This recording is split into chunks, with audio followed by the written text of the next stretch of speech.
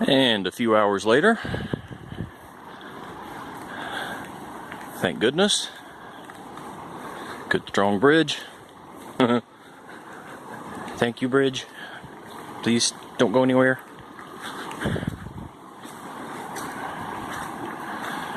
Definitely got some work to do.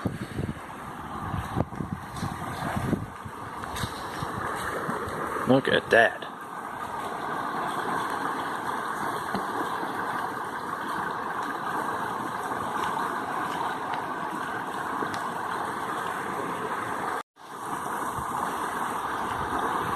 Yes, I cut it off by accident.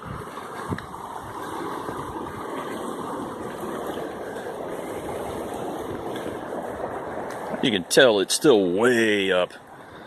This is usually a very small creek, Paynes Creek, named after one of my ancestors, one of the early European settlers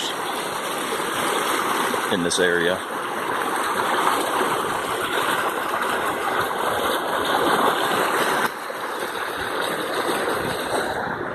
Holy freaking wow. That was amazing.